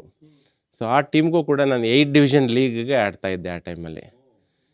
ಸೊ ಕ್ರಿಕೆಟ್ ಮುಂಚೆಲಿಂದಲೂ ಇಂಟ್ರೆಸ್ಟು. ಆ ಕ್ರಿಕೆಟ್ನಿಂದನೇ ನಾನು ಒಂದು ಬ್ಯಾಂಕ್ ಇಂಟರ್ವ್ಯೂನು ಅಪಾಯಿಂಟ್ಮೆಂಟು ಹಾಳು ಮಾಡಿಕೊಂಡೆ. ಆ್ಯಕ್ಚುಲಿ ಬ್ಯಾಂಕಲ್ಲಿ ಥ್ರೂ ಆಗಿದ್ದೆ ರಿಟರ್ನ್ ಟೆಸ್ಟಲ್ಲಿ. ಸೊ ಅದಾದಮೇಲೆ ಫೈನಲ್ ಇಂಟರ್ವ್ಯೂ ಟೈಮಲ್ಲಿ ಒಂದು ಕ್ರಿಕೆಟ್ ಮ್ಯಾಚ್ ಬಂತು. ಆ ಮ್ಯಾಚ್ಗೋಸ್ಕರ ನಾನು ಜಾಬ್ ಸ್ಯಾಕ್ರಿಫೈಸ್ ಮಾಡಿ ನಾನು ಈ ಕಡೆ ಕ್ರಿಕೆಟ್ ಮ್ಯಾಚ್ ಆಡಿದೆ. So I lost good opportunity. ಒಂದು ಕಳ್ಕೊಂಡೆ ಒಂದು ಆಪರ್ಚುನಿಟಿ ಬ್ಯಾಂಕಿಗೆ ಹೋಗೋ ಒಂದು ಆದ್ರು. ಕ್ರಿಕೆಟ್ಗೋಸ್ಕರ ನಮ್ಮ ದೇಶದಲ್ಲಿ ಎಷ್ಟೋ ಜನಗಳು ಏನೇನೋ ಕಳ್ಕೊಂಡ್ಬಿಟ್ಟಿದ್ದಾರೆ ಅಲ್ವಾ? ಅಷ್ಟು ಹುಚ್ಚು, ಅಷ್ಟು ಪ್ಯಾಷನ್ ಇದೆ ಆ ಒಂದು ಆಟ ಅಂದರೆ. ಮತ್ತು ಸಣ್ಣ ವಯಸ್ಸಿಂದಲೂ ರೇಡಿಯೋ ಕಾಮೆಂಟ್ರಿ ಕೇಳ್ಕೊಂಡು ಬೆಳೆದವ್ರು ನಾವು. ಅವಾಗೆಲ್ಲ ಇದರಲ್ಲ ಹಾಂ, ಅದ್ರ ನಮಗೆ ಸಣ್ಣ ರೇಡಿಯೋ ಒಂದು ತುಮಕೂರಲ್ಲಿ ಒಬ್ಬರು ಮಾಡಿಕೊಟ್ಟಿದ್ರು, ಶಾಮಣ್ಣ ಅಂತ. ಅವರೇ ಸ್ವಂತ ರೇಡಿಯೋ ಮಾಡಿ ನಮ್ಮ ದೊಡ್ಡಪ್ಪನ ಕೊಟ್ಟು, ಅದು ನಮ್ಮ ದೊಡ್ಡಪ್ಪ ಕುಣಿಗಲ್ಗೆ ತೊಗೊಂಬಂದು ನಮ್ಮ ತಾತನ ಕೊಟ್ಟಿದ್ರು. ಸೊ ನಾವು ಅದರಲ್ಲಿ ಕಾಮೆಂಟ್ರಿ ಕೇಳೋದು, ನ್ಯೂಸ್ ಕೇಳೋದು, ಈ ದಿನದ ಪ್ರದೇಶ ಸಮಾಚಾರ ಈ ರೀತಿ ಇದೆ ಅಂತ ಬರೋದು ಒಂಥರ ಕೇಳೋದಕ್ಕೆ ಚೆನ್ನಾಗಿರೋದು ಒಂಥರ. ಸೊ ಎಲ್ಲ ಆಜು ಬಾಜುನವ್ರ ಮನೆ ಪಕ್ಕದವರೆಲ್ಲ ಕ್ರಿಕೆಟ್ ಕಾಮೆಂಟ್ರಿ ಕೇಳೋದಕ್ಕೆ ರೇಡಿಯೋದಲ್ಲಿ ನಮ್ಮನೆಗೆ ಬಂದು ಕೂತ್ಕೊಂಡು ಕೇಳೋರು ಎಲ್ಲರೂ. ಅಲ್ಲಿ ಇರಲಿಲ್ಲ, ಯಾರ ಮೇಲೂ ರೇಡಿಯೋಗಳೇ ಇರಲಿಲ್ಲ ಅವಾಗ. ನಿನಗೆ ಏನು ಕನಸಿತ್ತು ಲೈಫಲ್ಲಿ, ಏನಾಗಬೇಕು ಅಂತ ಆಸೆ ಇತ್ತು? ಅಲ್ಲ, ಏನೋ ಒಂದು ಡ್ರೀಮ್ ಅಂತ ಇರುತ್ತಲ್ಲ, ನಾನು ಇದು ಮಾಡಬೇಕಿತ್ತು, ಅದು ಮಾಡಬೇಕಾಗಿತ್ತು ಅಂತ. ಸ್ಪೋರ್ಟ್ಸಲ್ಲಿ ಹೋಗ್ಬೇಕಿತ್ತು, ಅದು ಆಸೆ ಇತ್ತು. ಸಂಗೀತದ್ದು? ಸಂಗೀತದ್ದೇನು ಅವಾಗಿರಲಿಲ್ಲ, ಆಮೇಲೆ ಶುರು ಆಯಿತು. ಅಲ್ಲಿಗೊಬ್ಬರು ನಮ್ಮ ಅಪ್ಪನ ಫ್ರೆಂಡೇ ಬಂದರು ಸಂಗೀತ ಹೇಳ್ಕೊಡೋಕ್ಕೆ. ನಮ್ಮ ಅಪ್ಪಂಗೆ ನನಗೆ ಸಂಗೀತ ಹೇಳಿಸ್ಬೇಕು ಅಂತ ತುಂಬ ಆಸೆ ಇತ್ತು. ಹಾಗಾಗಿ ಅವ್ರ ಫ್ರೆಂಡ್ನ ಬೇರೆ ಊರಿಂದ ಕರೆಸಿ ಒಂದು ಮನೇಲಿ ಸಂಗೀತ ಶುರು ಮಾಡಿದ್ರು. ಆಮೇಲೆ ಪಾಪ ಒಬ್ರಿಗೋಸ್ಕರ ಬರಬೇಕು ಅಂದ್ಬಿಟ್ಟು 15 ಜನ ಸ್ಟೂಡೆಂಟ್ಸ್ನ ಅವರೇ ಕಲೆಕ್ಟ್ ಮಾಡಿದ್ರು, ಮಾಡಿ ಒಂದು ಮನೇಲಿ ಪ್ರಾಕ್ಟೀಸ್ ಮಾಡೋ ಥರ ಮಾಡಿದ್ರು. ಚೆನ್ನಾಗಿರ್ತಿತ್ತು. ಬೆಳಗ್ಗೆನೇ ಬಂದ್ಬಿಡೋರು, ಯಾಕಾರೋ ಬಂದರು ಅಂದ್ಕೊಂಡು ಬೈಕೊಂಡು. ನಾನು ಎಲ್ಲರ ಮನೆಗೆ ಹೋಗಿ ಕದ್ದು ಬರಬೇಕು, ಪಾಠಕ್ಕೆ ಬಂದಿದ್ದಾರೆ ಅಂತ. ಅವಾಗ ಎಲ್ಲರೂ ಬಂದರೆ ಕೂತ್ಕೊಂಡು ದೊಡ್ಡ ಹಾಲ್ ಅವ್ರ ಮನೇಲಿ ಲೈನಿಗೆ ಹಿಂಗೆ ಕೂತ್ಕೊಂಡು ಪ್ರಾಕ್ಟೀಸ್ ಮಾಡ್ತಿದ್ವಿ. ಸೊ ಅಗ್ರಿಕಲ್ಚರಲ್ಲಿ ಸ್ಪೆಂಡ್ ಮಾಡಿದ ಟೈಮು, ತೋಟದಲ್ಲಿ ಖರ್ಚು ಮಾಡಿದ್ದು, ಆಲೆ ಮನೆಯಲ್ಲಿ ವರ್ಕ್ ಮಾಡಿದ್ದು. ನಮ್ಮಲ್ಲಿ ಜಮೀನಲ್ಲಿ ಭತ್ತ ಬೆಳಿತಿದ್ವಿ, ಮತ್ತು ಒಂದು 5 ಎಕರೆ ಕಬ್ಬು ಯಾವಾಗಲೂ ಇರೋದು. ಮತ್ತು ನಮ್ಮದೇ ಸ್ವತಃ ಕ್ರಷಿಂಗ್ ಮಿಷಿನ್ ಇತ್ತು, ಗಾಣ ಅಂತ ಹೇಳ್ತಿದ್ವಿ. ಇವಾಗೆಲ್ಲ ಕ್ರಷಿಂಗ್ ಮಿಷಿನ್ ಅಂತ ಹೇಳ್ತಾರೆ. ಹಾಂ, ಅಲ್ಲಿ ಗಾಣದಲ್ಲಿ ಎತ್ತು, 2 ಎತ್ತಿನ ಗಾಣ ಒಂದು ಇದಕ್ಕೆ ಕಟ್ಬಿಟ್ಟು ಅದು ರೌಂಡ್ ಹೊಡಿ, ಎಣ್ಣೆ ತೆಗಿತಾರಲ್ಲ ಆ ಥರ ರೌಂಡ್ ಹೊಡೆಯೋದು. ಅದು ಯಾವಾಗ ರೌಂಡ್ ಹೊಡಿಯುತ್ತಾ ಕಬ್ಬು ಗಾಣದ 2 ಕ್ರಷಿಂಗ್ ಇದ್ರ ಮಧ್ಯೆ ಕೊಟ್ಟಾಗ ಜ್ಯೂಸ್ ಹೊರಗಡೆ ಬರೋದು. ಅದು ಆ ರೀತಿ ಇತ್ತು. ಅದರಲ್ಲಿ ಸಣ್ಣ ಕೊಪ್ಪರಿಗೆ, ದೊಡ್ಡ ಕೊಪ್ಪರಿಗೆ ಅಂತ 2 ಕೊಪ್ಪರಿಗೆ ಇತ್ತು. ಕೆಳಗಡೆ ಕೊಪ್ಪರಿಗೆನಲ್ಲಿ ಗಟ್ಟಿಯಾಗಿ ಪಾಕ ಹಾಕ್ತಿರೋದು, ಮೇಲ್ಗಡೆ ಕೊಪ್ಪರದಲ್ಲಿ ಎಳೆ ಪಾಕನ ಮೇಲ್ಗಡೆ ಅಲ್ಲಿ ಒಂದು ಫಸ್ಟ್ ರೌಂಡ್ 2 ರೌಂಡ್ಸ್ ಅಲ್ಲಿ ಕುದಿಯೋದು. ಅದು ತೆಗೆದು ಕೆಳಗಡೆ ಹಾಕೋರು. ಬೆಲ್ಲ ಎಲ್ಲ ಫುಲ್ ಫಿನಿಶ್ ಆದಮೇಲೆ ಅದು ಅಚ್ಚಿನ ಮಣೆ ಅಂತಿರುತ್ತೆ, ಆ ಅಚ್ಚಿನ ಮಣೆಗೆ ಎಲ್ಲ ಸುರಿಯೋದು. ಒಂದು 100 ಅಚ್ಚು ಬರುತ್ತೆ ಒಂದು ಅಚ್ಚಿನ ಮಣೆಯಲ್ಲಿ.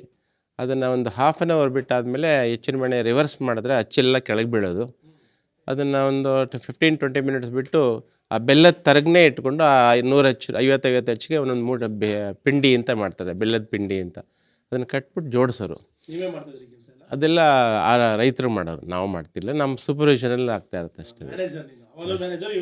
1.5-2 ತಿಂಗಳ ತನಕ ನಾನು ಅಲ್ಲೇ ಮಲಗ್ತಾ ಇದ್ದೆ. ಅಲ್ಲೇ ಮನೆಯಲ್ಲೇ ನೈಟ್ ಡ್ಯೂಟಿ, ಬೆಳಗ್ಗೆ ಒಬ್ಬರು ವರ್ಕ್ ಮಾಡೋದು, ನೈಟ್ ಡ್ಯೂಟಿ ಒಬ್ಬರು ವರ್ಕ್ ಮಾಡೋದು. ಆ ಥರ ಮಾಡ್ಕೊಂಡು ಒಂದು ಗುಡಿಸ್ಲು, ಇದೇ ಥರ ಒಂದು ಗುಡಿಸ್ಲು ಮನೆಯ ಒಳಗಡೆ ವಾಸ ಇದ್ವಿ. ಏನು ಓದಿದ್ದು ನೀನು ಫೈನಲಿ? BCom. ಅಲ್ಲೇನಾ? ಅಲ್ಲಿ ಕಾಲೇಜ್ ಇರಲಿಲ್ಲ ಅವಾಗ. ಹಾಂ, 10th ತನಕ ಇತ್ತು. PUC ಡಿಗ್ರಿ ಎಲ್ಲ ಚನ್ನರಾಯಪಟ್ಟಣ ಅಂತ, ಅಲ್ಲಿಂದ 11 ಕಿಲೋಮೀಟರ್ ದೂರ ಇದೆ, ಅಲ್ಲಿ ಓದಿದ್ದು. ಡಿಗ್ರಿ ಓದಿದಲ್ಲ. ಕಾಲೇಜ್ ಹೆಂಗಿತ್ತು? ಸ್ಕೂಲ್ ಕಾಲೇಜ್ ಚೆನ್ನಾಗಿತ್ತು. ಕಾಲೇಜ್ ಆ ಟೈಮಲ್ಲಿ ಹೆಂಗಿತ್ತು ಕಾಲೇಜ್ ಎಲ್ಲ? ಯೂನಿಫಾರ್ಮ್ ಇತ್ತಾ, ಡ್ರೆಸ್ ಕೋಡ್ ಇತ್ತಾ, ಕಲರ್ ಡ್ರೆಸ್? ಏನಿಲ್ಲ, ಯಾವ ಡ್ರೆಸ್ ಬೇಕಾದ್ರೆ ಹಾಕೊಡೋದು. ಮಜಾ ಮಾಡಿದ್ವಿ, ಇರೋದ್ರಲ್ಲಿ ಮಜಾ ಮಾಡಿದ್ವಿ. ಕಾಲೇಜ್ ಆದ್ಮೇಲೆ ಎಷ್ಟು ವರ್ಷ ಆದ್ಮೇಲೆ ಮದುವೆ ಆಗಿದ್ದು? ತಕ್ಷಣ ರಿಸಲ್ಟ್ ಎಕ್ಸಾಮ್ ಬರೆದ ತಕ್ಷಣ ಮದುವೆ. ಅದಾದ್ಮೇಲೆ ನೆಕ್ಸ್ಟ್ ವರ್ಷ ನಾನು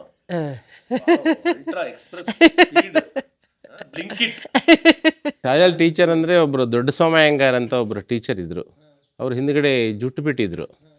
ಆ ಜುಟ್ಟಿಗೆ ಯಾರು ಹೂವು ಮುಡಿಸ್ತಾರೋ ಅವರು ಚಾಲೆಂಜ್ ಅಂದ್ಬಿಟ್ಟು ಒಂದ್ಸಲ ಮಾಡಿದಾಗ ಒಬ್ರಿಗೂ ಎಲ್ಲರೂ ಒಬ್ಬೊಬ್ಬರು ಚಾಲೆಂಜ್. ನಾನು ಹೋಗಿ ಹಿಂದ್ಗಡೆ ಅವ್ರು ಮಾತಾಡ್ತಾ ಒಂದು ಹೂವು ಮುಡಿಸ್ಬಿಟ್ಟಿದ್ದೆ. ಅವಾಗೆಲ್ಲ ನಗಾಡಿದ್ರು ಫುಲ್ಲು.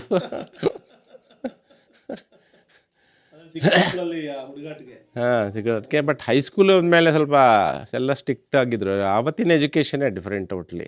ಅಲ್ಲ ಲೈಫಲ್ಲಿ ಎಜುಕೇಷನ್ ಲೆವೆಲ್ ಮಾಡಿದಾಗ high school level education teachers, government high school teachers ಆದ್ರೂ ತುಂಬ ಪ್ರಾಮಿನೆಂಟ್ ಟೀಚರ್ಸು, ಹಾರ್ಡ್ ವರ್ಕರ್ಸು, ಆ ಥರ ಎಲ್ಲ ಮಕ್ಕಳುಗಳಿಗೆ ಹೇಗೆ ಏನಾಗಿ ಬಿಡ್ತಾ ಇರಲಿಲ್ಲ. ಓದಲೇಬೇಕು, ಮಾಡಲೇಬೇಕು, ಕಂಪಲ್ಸರಿ ಮಾರ್ಕ್ಸ್ ತಗೊಳ್ಳೋ ಮಾಡಲೇಬೇಕು ಅಂತ ಆ ಥರ ಡೆಡಿಕೇಟೆಡ್ ಟೀಚರ್ಸ್ ಇದ್ದರು. ಇವತ್ತಿನ ಗೌರ್ಮೆಂಟ್ ಸ್ಕೂಲ್ಗೂ ಅವತ್ತಿನ ಗೌರ್ಮೆಂಟ್ ಹೈಸ್ಕೂಲ್ ಟೀಚರ್ಸ್ಗೂ ತುಂಬಾ ಡಿಫ್ರೆನ್ಸಸ್ ಇದೆ.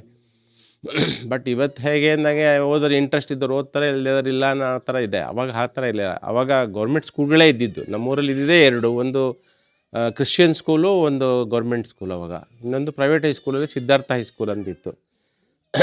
ಈಗ ಪರಮೇಶ್ವರಪ್ಪ ಇದ್ದಾರಲ್ಲ, ಅವರ ತಂದೆಯೇ ಸ್ಕೂಲ್ಸ್ಗಳು ಓಪನ್ ಮಾಡಿದ್ರು ಆವತ್ತಿನ ಕಾಲದಲ್ಲೇ.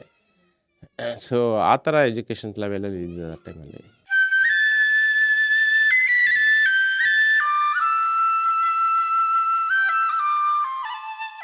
ಇವರ ಟ್ರೈಬ್ ಹೆಸರು ಕಯಾ ಬಂದ್ಬಿಟ್ಟು. ಇವರು ಮಯನ್ಮಾರಮ್ಮ, ಬರ್ಮಾ ದೇಶದಿಂದ ಬಂದಿರೋದು, ರೆಫ್ಯೂಜೀಸ್ ಥರ. ಇವಾಗ ಇಲ್ಲಿ ಥಾಯ್ಲ್ಯಾಂಡಲ್ಲಿ ಸೆಟ್ಲ್ ಆಗಿದ್ದಾರೆ. ಇವರು ಮರಗಳನ್ನ ಹಾಗೆ ಡಿಮೋನ್ಸ್ ಅಂದರೆ ಸ್ಪಿರಿಟ್ಸ್ ಅಥವಾ ದೇವಭೂತಗಳನ್ನ ನಂಬ್ತಾರೆ. ಕಿವಿ ನೋಡಲ್ಲಿ ಓಲೆ ಹೆಂಗೆ ಕಿವಿನ ಕಟ್ ಮಾಡಿ ಅದರೊಳಗೆ ರಿಂಗನ್ನು ಹಾಕಿದ್ದಾರೆ ಅಂತ. ಇಥಿಯೋಪಿಯಲ್ಲಿ ಕೂಡ ಇದೇ ರೀತಿಯ ನೀವು ಕಿವಿನ ಅಗ್ಲ ಮಾಡಿ ಹಾಕೊಳ್ಳೋಂತಹ ಒಂದು ಕಲ್ಚರ್ನ ನೋಡ್ಬೋದು. ಆಖಾ ಬುಡಕಟ್ಟು ಜನಾಂಗವನ್ನು ಭೇಟಿಯಾಗೋದಕ್ಕೆ ಬರ್ತಾ ಇದ್ದೀವಿ. So this one? Beautiful. Wow! Wow, beautiful. Same ಕಪ್ಪೆ ಥರ ಸೌಂಡ್ ಮಾಡುತ್ತೆ ನೋಡಮ್ಮ ಇದು.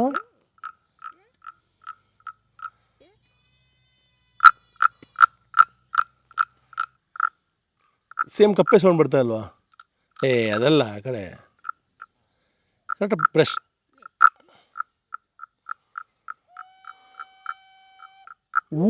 ಪಕ್ಷಿ ಸೌಂಡು. ಇವ್ರ ಹೆಡ್ ಗೇರ್ ನೋಡಿ ಎಷ್ಟು ಚೆನ್ನಾಗಿದೆ ಅಮ್ಮ.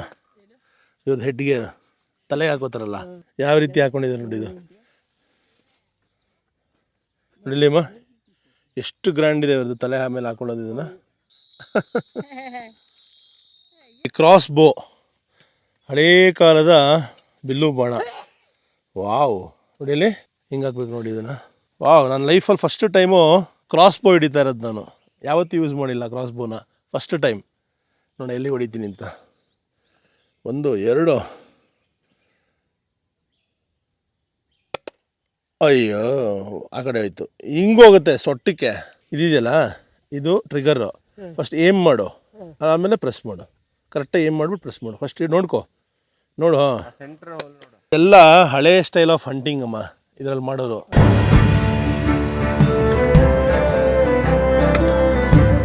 ನಂದೊಬ್ಬನೇ ಸಿಗಾಕೊಂಡಿದ್ದು. ಅಂಬಿಂದ ಮಾಡಿರೋ ಗ್ಲಾಸಸ್ಸಪ್ಪ. 20 ಬಾತ್ ಒಂದಕ್ಕೆ. ಹಾಂ, ಕುಡಿಯೋದಕ್ಕೆ ನೀರು ಅಥವಾ ಏನು ಬೇಕೋ ಹಾಕೋಬೋದು. ಕತ್ತಿ 500 ಬಾತು ಅಂದರೆ 1500 ರೂಪಾಯಿ. ಇಟ್ಕೋಪ ಹೇಳಿ ಅಣ್ಣ. ಇದು ಹಾಂ, ಇಟ್ಕೋ ಹೇಳಿ ಆ ಕಡೆಯಿಂದ. ಹಾಂ, ಹುಡುಗಿದೆ ಮಾಶೆಟ್ಟೆ.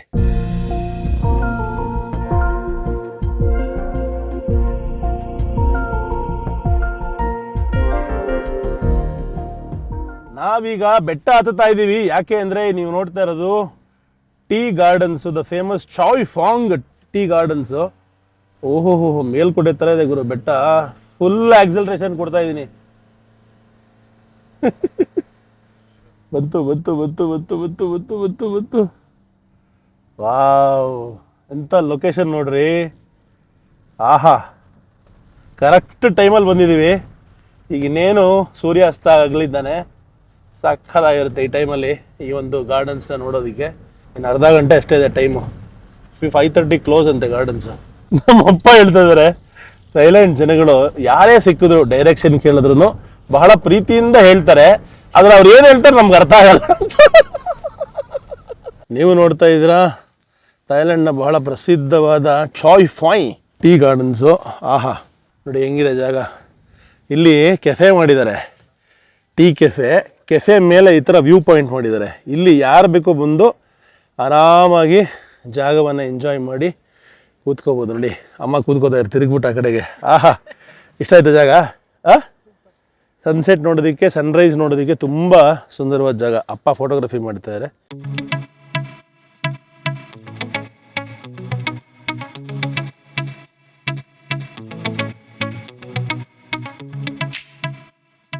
ಈ ಥರ ವ್ಯೂ ಪಾಯಿಂಟ್ಗೋಸ್ಕರ ಸ್ಕೈ ಡೆಕ್ ಮಾಡಿದ್ದಾರೆ. ಕೆಳಗಡೆ ಕೆಫೆಗಳು ಮಾಡಿದ್ದಾರೆ. 2 ಕೆಫೆ ಇದೆ. ಕೆಫೆ 2 ಇದು, ಕೆಫೆ 1 ಅದು ದೂರದಲ್ಲಿದೆ ನೋಡಿ. ಯಾವ ಜಾಗದಲ್ಲಿ ಅದು ಕೂತ್ಕೊಂಡು ಚಿಲ್ ಮಾಡ್ಬೋದು. ನನಗೆ ಕೇಳಿದ್ರೆ ಅರ್ಧ ದಿವಸ ಇಲ್ಲೇ ಕಳಿಬೋದು. ಟೀ ಕೆಫೆ ಈ ಜಾಗದಲ್ಲಿ ಥರಥರವಾದ ವಿಧ ವಿಧವಾದ ಟೀನ ಇಲ್ಲಿ ಬೆಳೀತಾರಲ್ಲ ಅದನ್ನ ಇಟ್ಟಿದ್ದಾರೆ. ಅದನ್ನ ಕೊಂಡ್ಕೋಬೋದು ನೀವು. ಮಾನವ ನಿರ್ಮಿತ ಸರೋವರ ಕೂಡ ನೋಡ್ಬೋದು. ನಾನು ಅಂದ್ಕೊಂಡಿರಲಿಲ್ಲ ಥೈಲ್ಯಾಂಡ್ ದೇಶದಲ್ಲಿ ಇಷ್ಟು ಸುಂದರವಾದ ಟೀ ಪ್ಲಾಂಟೇಶನ್ ಸಿಗುತ್ತೆ ಅಂತ. ಯಾಕೆಂದರೆ ಟೀಗೆ ಸಾಕಷ್ಟು ಥಂಡಿಯ ಅವಶ್ಯಕತೆ ಇದೆ. ನಮ್ಮಲ್ಲೂ ಅಷ್ಟೇ, ಚಿಕ್ಕಮಗಳೂರು ಮತ್ತು ಹೈಯರ್ ಏರಿಯಾಸಲ್ಲಿ ಎಲ್ಲಿ ಕೋಲ್ಡ್ ಇರುತ್ತೋ ಅಲ್ಲಿ ಮಾತ್ರ ಬೆಳೀತಾರೆ. ಕಾಫಿ ಟೀ ಎರಡನ್ನೂ ಅಷ್ಟೇ. ಇದು ಅಷ್ಟೇ ನಾರ್ದರ್ನ್ ಪಾರ್ಟ್ ಆಗಿರೋದ್ರಿಂದ ಉತ್ತರ ಥೈಲ್ಯಾಂಡ್ ಪ್ರಾಂತ್ಯದಲ್ಲಿ ಸ್ವಲ್ಪ ಥಂಡಿ. ನೋಡಿ ಇವಾಗ ಒಂಚೂರು ಚೆನ್ನಾಗಿದೆ ವೆದರು, ನಮ್ಮಷ್ಟು ತುಂಬ ಥಂಡಿ ಇರಲ್ಲ. 1977ಇಂದ ಈ ಒಂದು ತೋಟದಲ್ಲಿ ಟೀಯನ್ನು ಬೆಳೆದು ಇಡೀ ವಿಶ್ವದಲ್ಲಿ ಎಲ್ಲ ಕಡೆಗೂ ಎಕ್ಸ್ಪೋರ್ಟ್ ಮಾಡಲಾಗ್ತದೆ ಅಂತೆ. ಹಾಗೆ ಇಲ್ಲೂ ಕೂಡ ಬಂದು ಚಾಯ್ ಸವಿಬೋದು. ತುಂಬಾ ಅದ್ಭುತವಾದ ಜಾಗ. ಕೆಫೆಯಲ್ಲಿ ಮಾಡಿರುವಂತಹ ಸೀಟಿಂಗ್ಸು, ಅಲ್ಲಿಂದ ಸಿಗೋ ವ್ಯೂ ಮತ್ತು ಇಲ್ಲಿಯ ಕಾಮ್ನೆಸ್ ಮತ್ತು ಪೀಸ್ ಬಹಳ ಖುಷಿ ಕೊಡುತ್ತೆ. ಖಂಡಿತ ಈ ಜಾಗನ ರೆಕಮೆಂಡ್ ಮಾಡ್ತೀನಿ. ಅಪ್ಪ ಅಮ್ಮನೂ ಬರ್ತಾ ಇದ್ದಾರೆ. ಟೀ ಗಾರ್ಡನ್ಸಲ್ಲೆಲ್ಲ ಓಡಾಡಿ ಪ್ಲಕ್ಕಿಂಗು ಇನ್ನೂ ಸಾಕಷ್ಟು ಎಕ್ಸ್ಪೀರಿಯನ್ಸಸ್ ಮಾಡ್ಬೋದು. ನಾವು ಸ್ವಲ್ಪ ಸನ್ಸೆಟ್ಗೆ ಅಂತ ತಡವಾಗಿ ಬಂದ್ವಿ. ಇಲ್ಲೆಲ್ಲ 5:30, 4:15ಗೆಲ್ಲ ಕ್ಲೋಸ್ ಮಾಡಿಬಿಡ್ತಾರೆ. ಅದೇ ಬೇಜಾರು. ನಾನು ನೋಡಿದ ಮೊದಲ ವೀರ, ಬಾಳು ಕಲಿಸಿದ ಸಲಹೆಗಾರ, ಬೆರಗು ಮೂಡಿಸೋ ಜಾದೂಗಾರ ಅಪ್ಪ. ಹಗಲು ಬೆವರಿನ ಕೂಲಿಕಾರ, ರಾತ್ರಿ ಮನೆಯಲ್ಲಿ ಚೌಕಿದಾರ, ಎಲ್ಲ ಕೊಡಿಸುವ ಸಾಹುಕಾರ ಅಪ್ಪ.